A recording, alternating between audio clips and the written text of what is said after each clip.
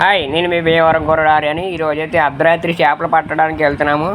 అర్ధరాత్రి చేపలు పట్టడం ఏంటో బాబు అంటారు, కానీ ఇదిగో అర్ధరాత్రి మేము నామల మీద వెళ్ళి చెరువులు కూడా కాదండి, ఓన్లీ ఏటలు అంటే కాలంలోకి వెళ్ళి ఈ బారి నుంచి ఆ బారి దాకా పోటుపాట్లు వస్తూ ఉంటాయి. ఆ పోటుపాట్లకి చేపలు రొయ్యలు పడుతూ ఉంటాయి. ముందైతే మనం ఏం చేయాలంటే వలని లాక్కుండి ఆ వలలో కట్టుకర్రలు అనేసి ఉంటాయి, కట్టుకర్రలకి కట్టేసి అప్పుడు ఆ వల నీటిలో వదిలేసి అలా తర్వాత మనం మళ్ళీ ఇప్పుడు మేము వచ్చిన టైం ఎంత అయితే 10ంటికి వచ్చాము. 10 గంటలకు వచ్చిన తర్వాత మేము ఎన్ని కట్టుకట్లు కట్టేసి ఆ నీటిలో వదిలేసి వాళ్ళు మళ్ళీ 3ంటికి తెల్లగట్ల 3ంటికి వచ్చి మళ్ళీ ఆ పడిన రొయ్యలు కానీ చేపలు కానీ పీతలు కానీ మనం పట్టుకెళ్తాము. అవి ఎలా పడతాయనేసి చూడండి ఫ్రెండ్స్. ప్రజెంట్ అయితే ఇక్కడ మన వాళ్ళందరూ కూడా ఇగో కట్టలు కడుతున్నారు. ఆ నీటిలో వదిలి ఆ కట్లు అవి వెళ్ళిపోకుండా గడ ముక్కలకి కడతారు అన్నమాట. తాళ్ళు వేసి గట్టిగా బలంగా కడతారు, ఎందుకంటే పోటు వచ్చినప్పుడు మళ్ళీ తెగిపోతాయని చెప్పేసి. ఇదిగో అప్పుడే 3 అయిందని చెప్పి మళ్ళీ తెరగట్లు వచ్చాము 3ంటికి. మళ్ళీ వచ్చి ఇగో రొయ్యలు చేపలు పీతలు అయితే వల్ల పడ్డాయి. ఇవి ఎలా పడ్డాయి చూడండి ఫ్రెండ్స్. ఇదిగోండి ఫ్రెండ్స్, ఎలా లాగుతున్నాయో చూడండి. ఆ మూట ఆయన లేపల పోయాడు. ఇంకా మూటలో ఇవన్నీ కూడా ఒక సంచిలోకి వేసుకుంటాము. ఇక సంచిలో అయితే అలా వేసుకున్నాము. ఇవి వేసుకున్నాక ఇంకా ఏమైనా ఉన్నాయని చెప్పేసి ఇంకా వాళ్ళ తోడుతూ ఉంటాం అన్నమాట.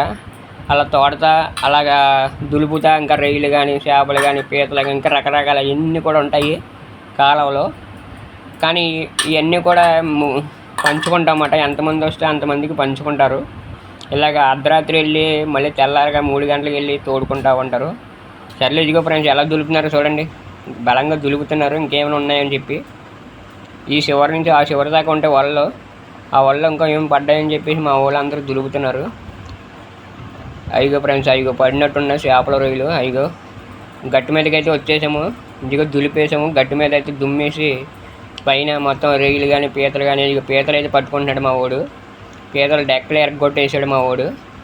అవి అన్నీ ఇంకా సంచిలో వేసుకుంటాడు. పీతలు అయితే ఎవరికి కావాల్సిన పీతలు వేసుకుంటారు, కానీ అక్కడ ఎవరికైనా నీకు ఒకటి నాకు ఒకటి పంచుకుంటారు.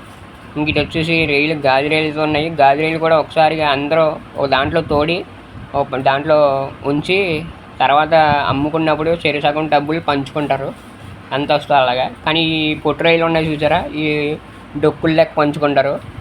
అన్నీ కూడా ఒకసారిగా దుమ్మరేసి చెత్త చెదారం అంతా తీసేసి అప్పుడు రొయ్యలు అన్నీ కూడా పొట్టు అంతా కూడా ఏరుకుంటారు. ఏరుకున్నాక అప్పుడు మంచి రొయ్యలు చెడ్డ రొయ్యలు ఏమి ఉండదు, అందరూ కలిపి డొక్కులోకి ఈ డొక్కుందాకా వేసి అందరికీ సగం అని చెప్పి పంచుకుంటారు అన్నమాట.